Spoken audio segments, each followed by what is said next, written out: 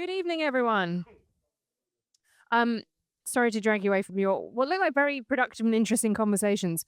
I'm Helen Lewis. I'm going to be the chair for tonight's event. Just to give you a quick idea of our running order, we're going to kick off with about 45 minutes of discussion. There will then be, excitingly, a 15-minute interval during which you can refresh your glasses. And also at that point, you can start to buy Musa's book. We'll come to that in a minute. He will be available to sign it. You can also do that after the event. And then we will have 45 minutes of questions from the floor. So there's a chance for you to all talk to our speakers too. And then after that, there is, as I say, further signing opportunities and drinks and snacks. So let me introduce who I'm going to be in conversation with tonight. First of all, I have Musa al-Gharbi. Please wave. Yes, please clap. Musa is the author of We Have Never Been Woke, The Cultural Contradictions of a New Elite. And I first heard of him when he was being interviewed on the Blocked and Reported podcast. And I thought, this is somebody who is taking a lot of these conversations that I hear quite glibly done and has really thought about them in real depth and has brought real heart to them as well. So I'm really looking forward to hearing from him. And also with him, we have Ralph Leonard, who is a writer for Unheard, for The Atlantic, where I work, and for Elsewhere. Yeah, please applaud for him too.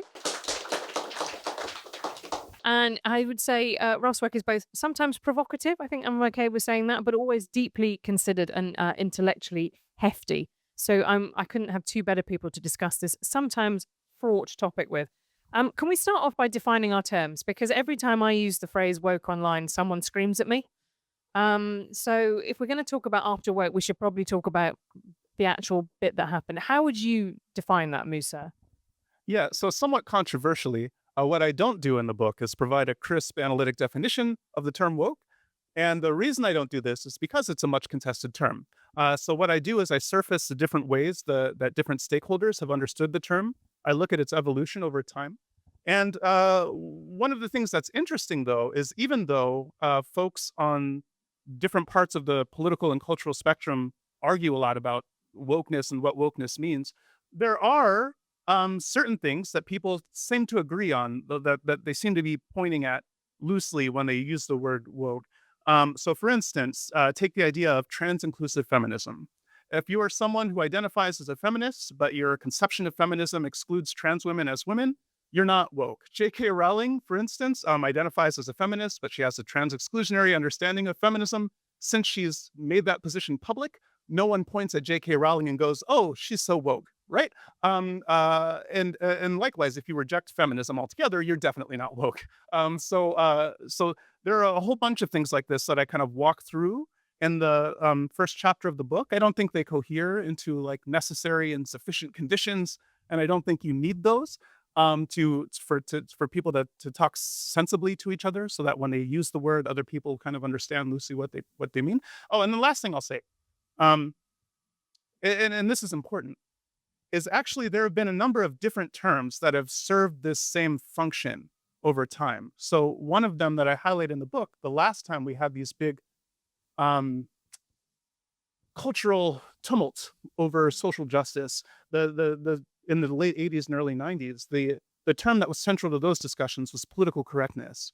And you can see actually political correctness and woke, they follow kind of a similar trajectory where at first, folks who use the term politically correct, they meant my moral and political views are correct. And if you wanted to say something was problematic, you would say that's politically incorrect.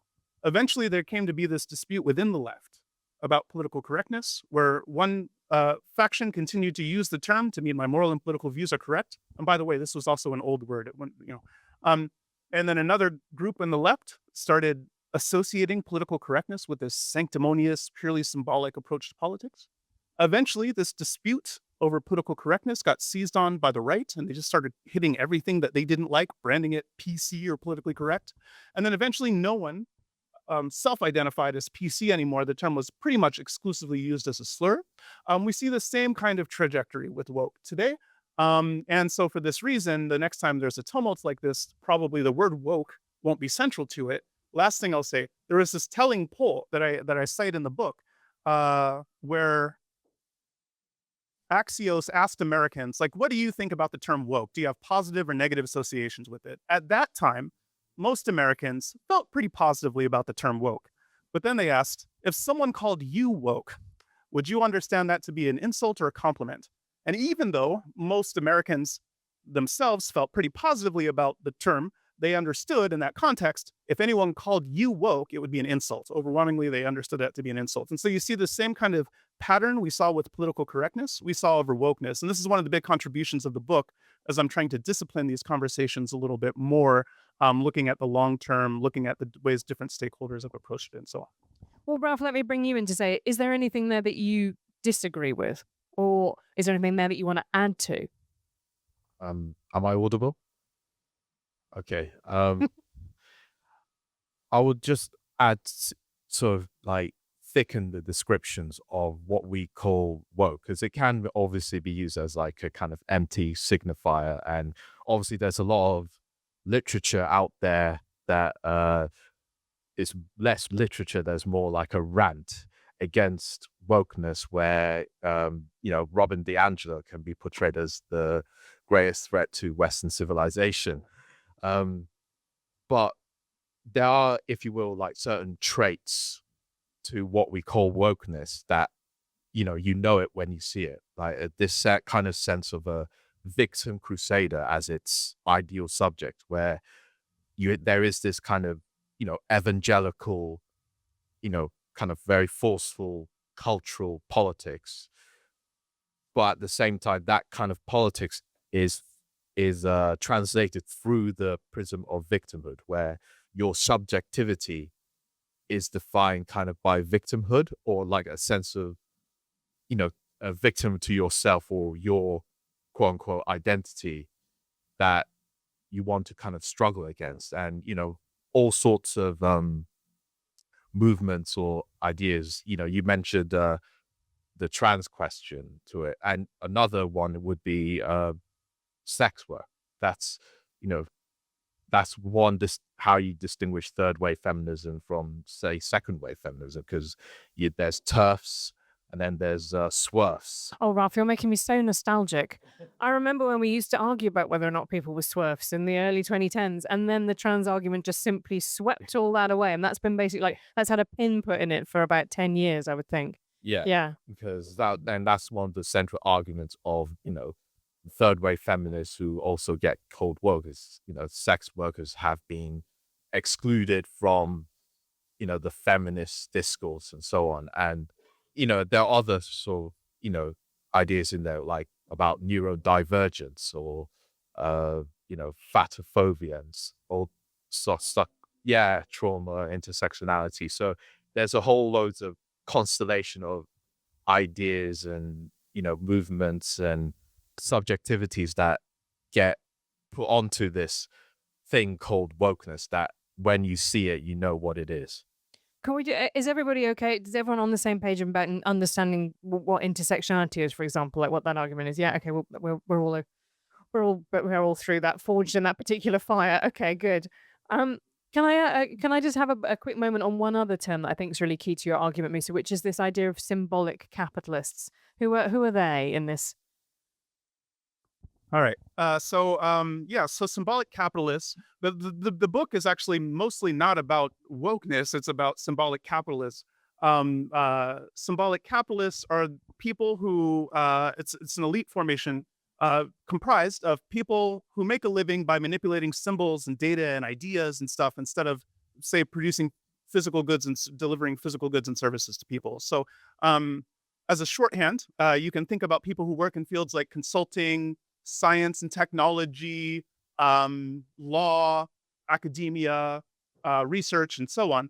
One of the things that's really interesting about the symbolic professions is that from the outset, a lot of the symbolic professions, like we get more pay than most people, more autonomy, more prestige than most people. And we've made this claim that the reason that you should give us these things is not for our own sake, but because if you give us this pay, this autonomy, and so on, it will enable us to help everyone in society, including and especially the least among us. So a lot of our professions are explicitly defined as altruistic in nature. So journalists, for instance, are supposed to speak truth to power and be a voice for the voiceless. And academics are supposed to follow the truth wherever it leads and to tell the truth without regards to anyone else's political and economic interests and so on.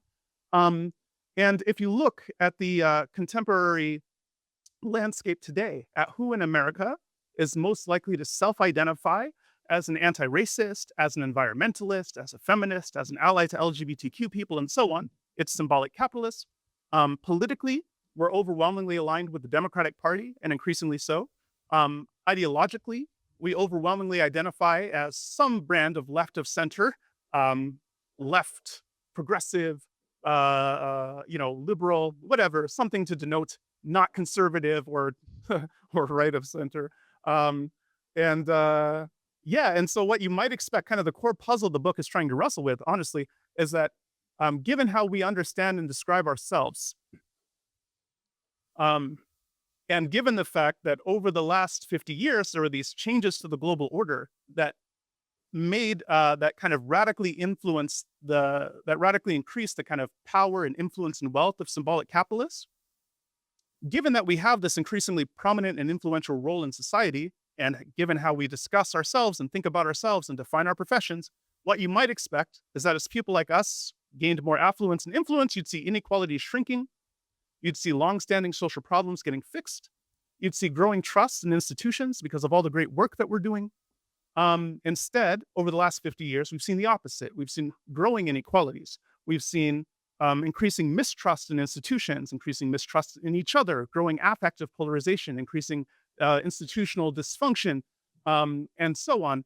And so the core kind of puzzle that the book is trying to work with is, why is that? Why do we see the world we actually live in instead of the world that we might have hoped or expected, the world that previous cohorts of symbolic capitalists promised? If you give us more wealth, more power, we're going to deliver these goods. The world we live in is very different from that promise.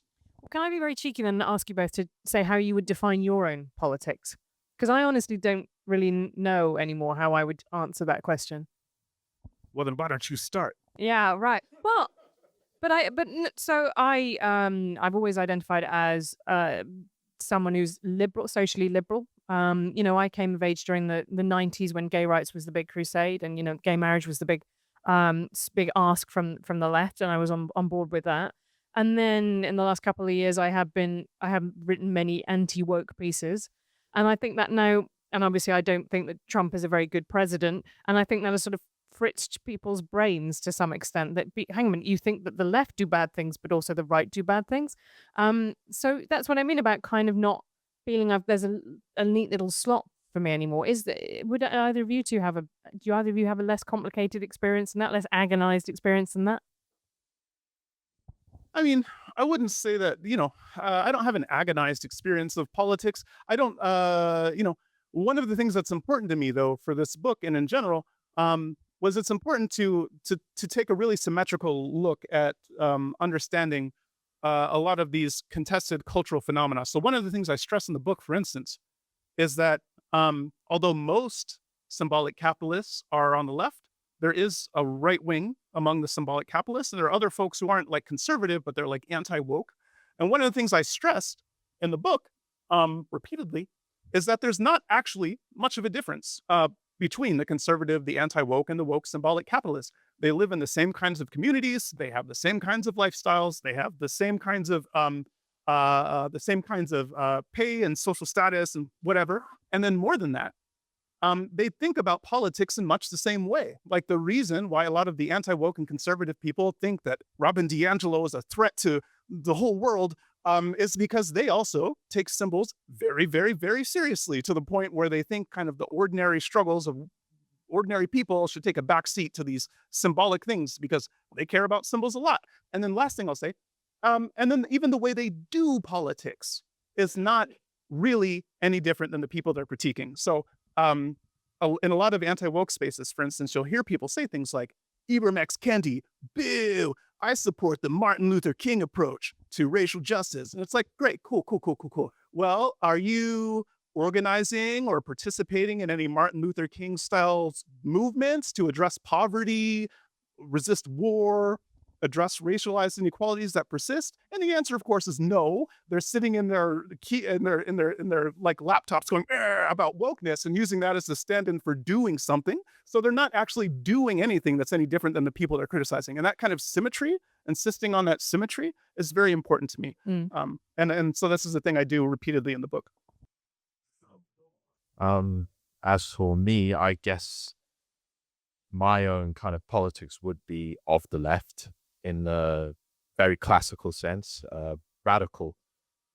Radical in the sense that the whole point is to get at the root of the problems that affect society and to try to transform them into a better sense. And obviously I'm going to come right out with it is that I'm very heavily influenced by Marxism and in the sense that it takes seriously the question and problem of capitalism as a very contradictory phenomenon that's simultaneously a revolutionary phenomenon, but also one that as well hampers our potential for freedom, that is simultaneously, releases our freedom, but hampers it at the same time. And the question is, how do we evolve our society in a sense that we can realize the dreams of bourgeois society, liberal society, that man can be, free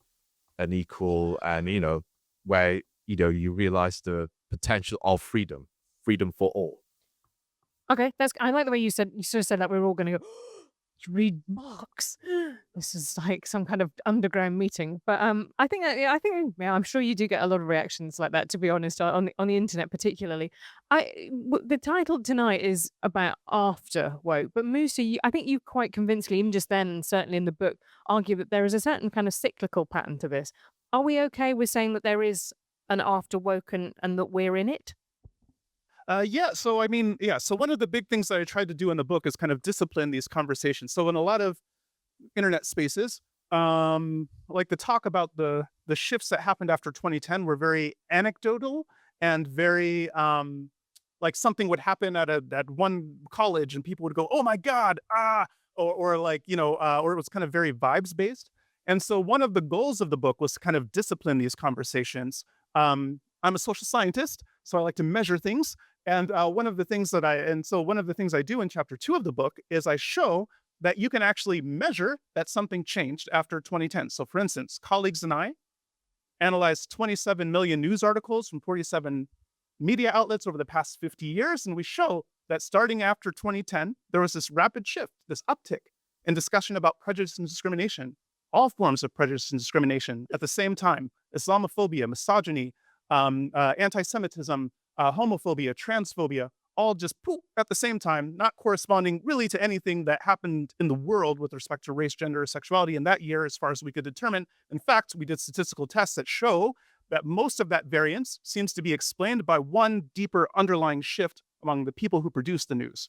And so something changed in journalists that changed the work they produce. And as I show in the book, you can see the same thing if you look at academic research outputs, if you look at changes in protest activity, which were concentrated in knowledge economy hubs mostly. If you can look at changes in expressed attitudes in polls and surveys, especially among the people who occupy the symbolic professions, highly educated, relatively affluent, urban and suburban liberals, especially whites, like their public the way they answer polls and surveys just in a way that other demographic groups do not. And you can and so I show that you can measure these things. One of the benefits of measuring these things is that I also what became clear is that this period of shifting we saw after 2010 is actually a case of something. And that there were, as I argue in the second book, there were 3 previous periods of awakening that were very similar to this one, startlingly similar, disturbingly similar. And by comparing and contrasting these cases, we can get leverage on, like, why do these awakenings happen? Why don't they go on forever? Do they change anything? And so on and so forth. And so, so looking at those same measures, I did publish something in, I think, Compact, but it's on my website, non-paywalled. It's called The Great Awakening is Winding Down. And I put up a lot of charts and graphs so you can see that after 2021, something changed again. So these kinds of lines that were going, they start going. Now we're still not back. We're not back in 2009 or anything like that. But the downward trend is clear post 2021 and has been ongoing for the last few years, and might explain some of the interesting political phenomena that we've been seeing in the United States since then. I mean, I think you're right to bring up the changing demographics of journalism. When I went into journalism, I was a sub-editor, a copy editor, and I was working with lots of people who were older, who they'd left school at 16, gone to the local newspaper, and eventually ended up at Fleet Street. And that route has instead now just become not even just college degrees, but postgraduate degrees to go into journalism. But I also, when you describe that time frame, as somebody, I edited the New Statesman website during the time frame you're describing, I would say there's something that affected it way more than that, and that is Facebook and then Twitter. Because what happened when you had that social media era was that everybody thought that they needed personalized content to them.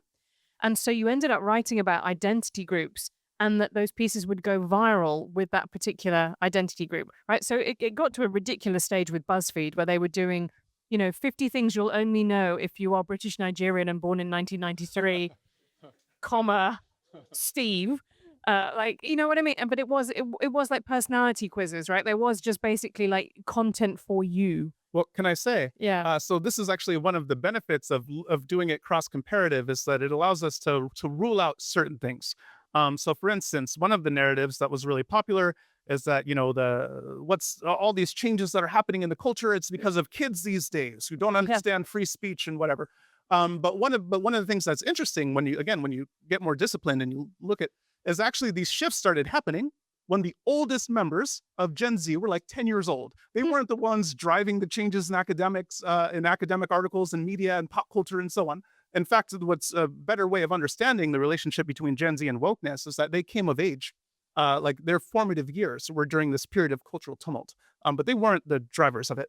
And likewise, you can rule out or you can complicate the story about technology. So if it was social media was the main driver of the awakening, then we wouldn't expect that there would have been previous awakenings before social media. But like I show in the book, there were 3 of them going back a century. Now, that said, the fact that this one happened when we're in this moment, when we're in this panopticon and we're all surveying each other constantly and you have to perform constantly, and there's these kind of weird incentives about, it definitely changes the way the awakening plays out. And so like these kinds of technological and communication changes each give these awakenings their own unique flavor. And this one has a very tang of its own. Yeah. flavor. All right. Ralph, do you want to come in on that? Because you mentioned Gen Z, but wouldn't wokeness be a millennial phenomenon? Yeah. Yeah, it's more common among millennials. So this is my point. It's like a lot of the narratives were about Gen Z, but it's us. we're the Yeah, we did this. I also think, and this is one of my more controversial opinions, that the transgender movement wouldn't have taken off in the way that it did without lots of that discussion happening online. Because when you're in a physical space, people's biological sex is usually really apparent. And it's harder to make those arguments that most people really can't distinguish between men and women. But because it was all happening online, it was a much more free form space for those kind of discussions. And I wonder if that maybe applies to some of the discussions about race as well. That people felt maybe they had more kind of a choose your own adventure about which bits of their own identities they emphasized online. It reminds me that I think the presidency of Obama, I think, is connected to this, because I'm just about old enough to remember when he got elected, and there was like a discourse about him becoming president meant America was becoming post-racial. Post-racialism at that time was very, in the discourse. In beauty, you had this thing called ethnically ambiguous, and that would be the new thing. And I think perhaps like on both the left and the right, you had this kind of discontent that arose during the Obama administration. And for example, Black Lives Matter started during Obama after Trayvon Martin, and then really blew up after Ferguson, the killing of Michael Brown. And then on the right, you had the Tea Party, which also started under Obama, which would mutate into Trumpism, right-wing populism. So I think and which I think slightly complicates your symbolic capitalism point, because especially after the uproar in Ferguson, Missouri, I don't think it was symbolic capitalists who were, rising up in Ferguson, who were, saying, protesting against police violence, even though those grievances would be exploited by symbolic capitalists, PMC, whatever description you want to use to further their class interests. Well, I mean, I think, yeah. So I think there's a few threads. So one of the things that I point out again is like the uptick in discussion about racism in academia and journalism stuff. It predates Black Lives Matter. And so actually, I think one of the things that's interesting, because there have been long-standing campaigns to address some of these social problems, right? That didn't get, there were plenty of other people who were killed, who were even killed on camera and stuff like this, and didn't generate, I think, like part of why Black Lives Matter was able to break through when these kind of previous movements weren't, was in part because there was a shift already underway among us. So they got this kind of signal boost. But when you look at the people who organized Black Lives Matter, actually most of them went to like fancy colleges. They have graduate degrees, a lot of them in the humanities and stuff like this. They're not just kind of normie people who organized this. And in fact, one of the things that like a tension that arose within the movement for Black Lives was precisely that these kind of symbolic, the BLM co-founders and this kind of other group of people very eager to be in front of cameras and microphones and stuff would just kind of parachute into places when something happened, hoover up all the money, promising to give it to victims of police violence, and then I was going to say, in at least one case, spend it on a really very nice house somewhere. yeah. And so like even the BLM movement was like, especially the BLM movement specifically. Now the broader movement for Black Lives did have some significant participation from kind of non-elites, but even there, as I show in the book, there were studies that were done of the people studying the crowds, the people who took part in these movements, and actually they are disproportionately really highly educated, relatively affluent, and so on and so forth. Well, let me complicate it a bit more, because one of the questions that I always have, and you've written about this, I think, Ralph, is this all just America brain to some extent? When we talk about wokeness, is there a kind of organic British wokeness? Is there a French wokeness? Is there a Nigerian wokeness, right? Or is this all just a kind of drift that we've all caught from America? I guess it's ironic because a lot of the academic, obviously wokeness, you could say, was started in American academia, but a lot of the ideas that would inform a lot of these kind of woke ideas did not come from America, but were really bastardized versions of French theory from, Foucault, Derrida, even Schmidt, who's German. Yeah. So it's Schmidt is a fun cut for this. Yeah. It's small plate. So yeah, but it's clear that those ideas that started in American universities have been exported, I think to mainly the Anglosphere countries. Yeah. I can't really comment on France or Scandinavia, but it seems to me that wokeness if you apply it, is a mainly Anglosphere thing. And is there a coincidence that it is a big thing in the Anglo-Protestant countries? Maybe there's something to it there. Yeah, I mean, I think it's there is something unique about certain countries. I would expand it a little bit. I think because you do see some similar trends in France, even in terms of the political realignments, and so I'll give some quick examples. And this is where the previous awakenings are very helpful here. So in the 1920s, awakening, there was a similar thing that was happening at the same time in the UK and France and other countries. George Orwell wrote this book called The Road to Wigan Pier, which was kind of reflecting on the awakenings of the 20s. And one of the things that was striking is like a lot of the features that we think of as new are actually pretty old. So in the United States, for instance, the first period of Great Awokening had some of the first feminist movements, the first gay rights organizations, the first wave of anti-racism. So like a lot of the stuff that we think of as like new or something that happened after the 60s actually is much older than people think. And then even the tendency to kind of collapse all of these different movements into this weird monocause where it's like all of the movements at once, all the time.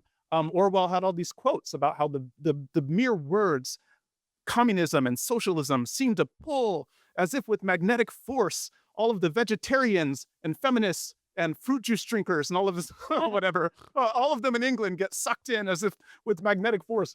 He talks about how in the Road to Vegan Peer, how instead of pursuing socialism and kind of addressing people's actual like the kind of broad-based popular concerns that people are concerned with about putting food on the table, security and stuff like this, they end up kind of diverting the movement into like all these weird niche causes.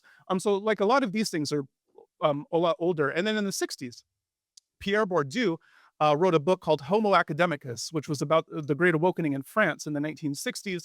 And he actually made, Bourdieu is a big influence of mine. You'll see as you read the book. But his argument was that a lot of the, was that academics at the time were making all of these appeals to social justice, to various social justice causes. But in fact, when you look at their behaviors and stuff, you could see that they were actually leveraging these social justice narratives to advance their own ends, to further their own goals without actually accomplishing anything in the world. Like these kind of bids about social justice were bound up with their struggles for power and status. So he showed this in France in the 1960s.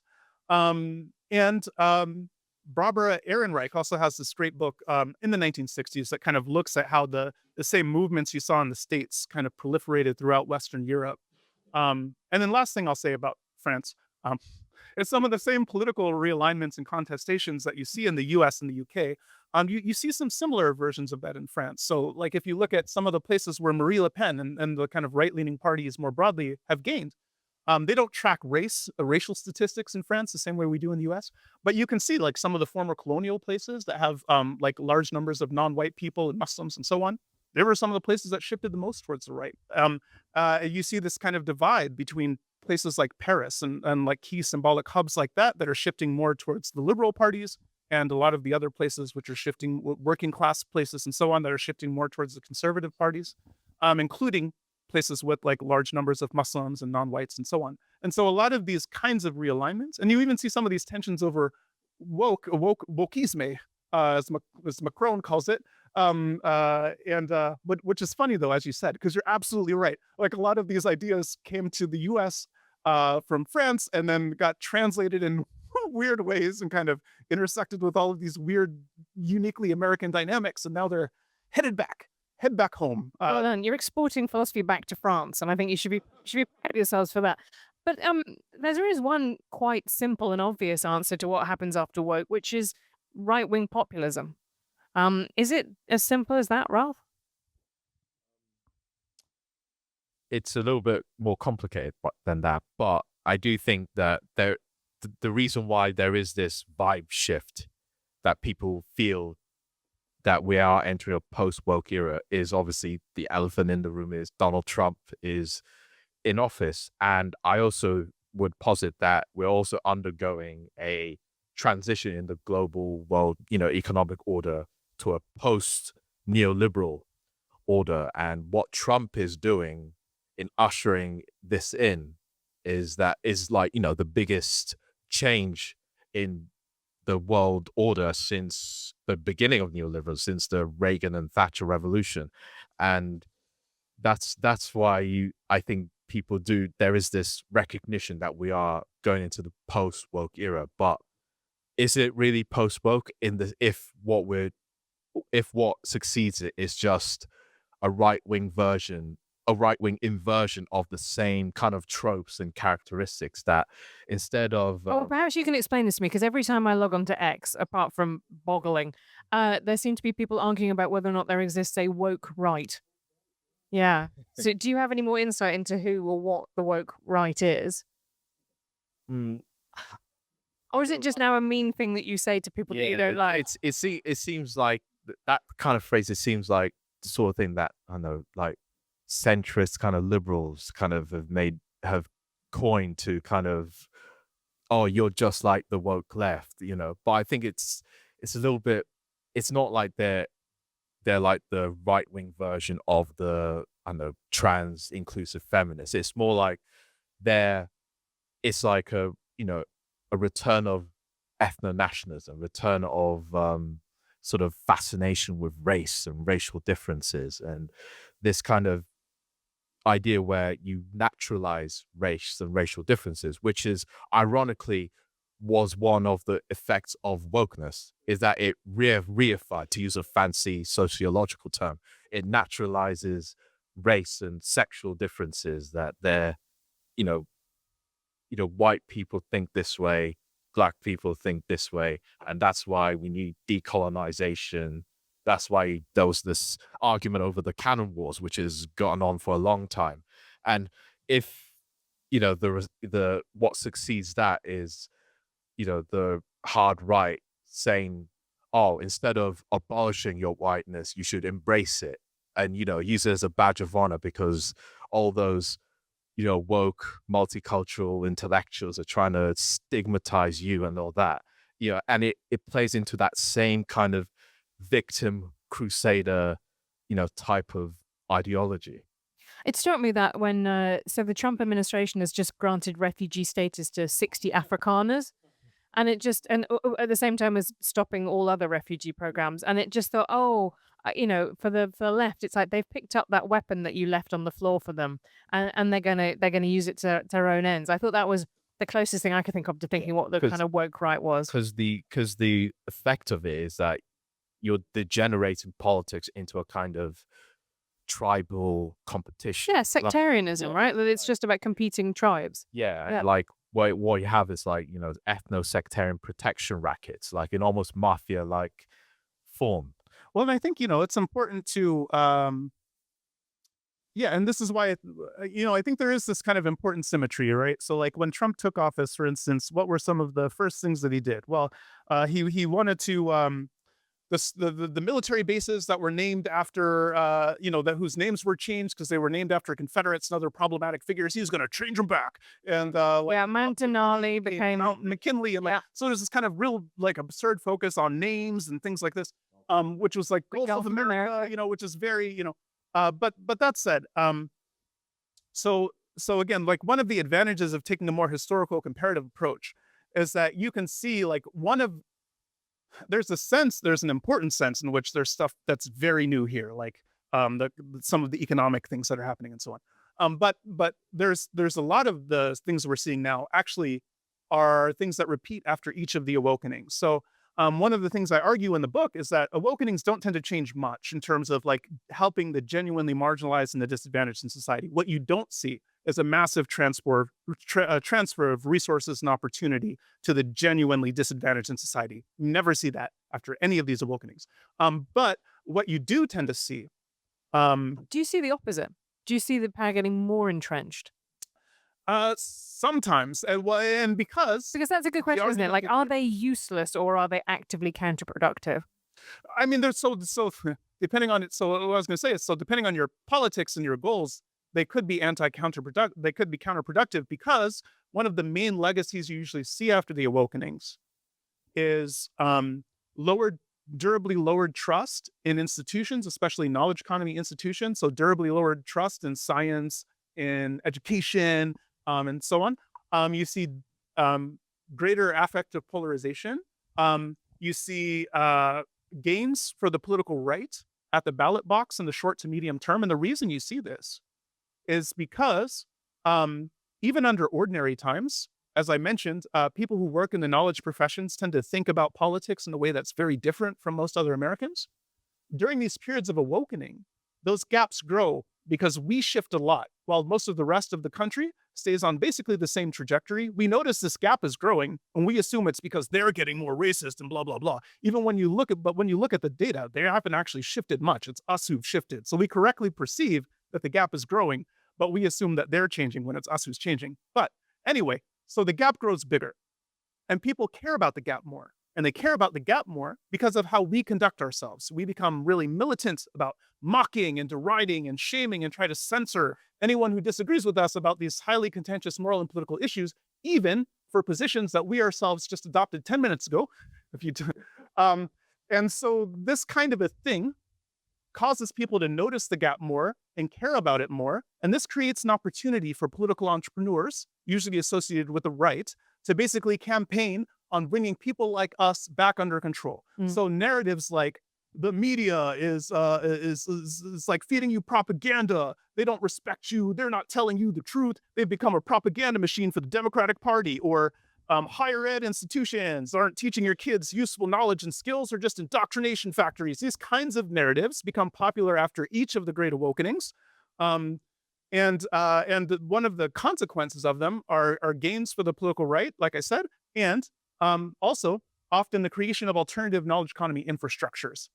So for instance, do you mean the podcast circuit? yeah, so after the late 80s, early 90s awakening, for instance, there was this perception that the media was lost. You can't fix it. It's totally captured by the left. And so Right, and that's when you get Rush Limbaugh, and Fox presumably. News and Yeah. things like this, and they eat everyone else's lunch all day, every day since they launched. Fox News has dominated the cable market.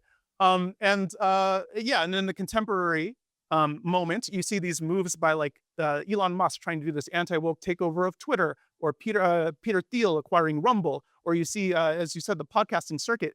And the thing about it is these alternative infrastructures, from think tanks in the 1960s, after the aftermath of the 1960s awakening, to right-leaning media in the aftermath of the 90s.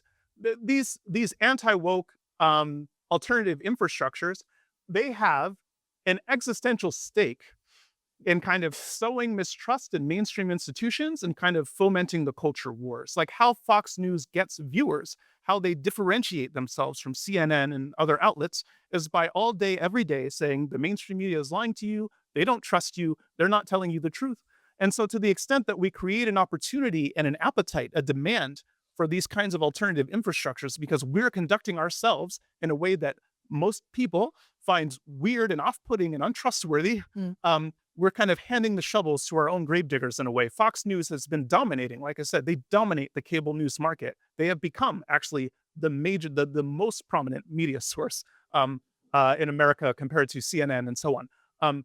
And so it's very important. Well, look, I'm going to cut in because I think this is a good point. And when we come back after the break, I want to ask you two about what a post-woke society should look like and what lessons we might actually take from the awakening.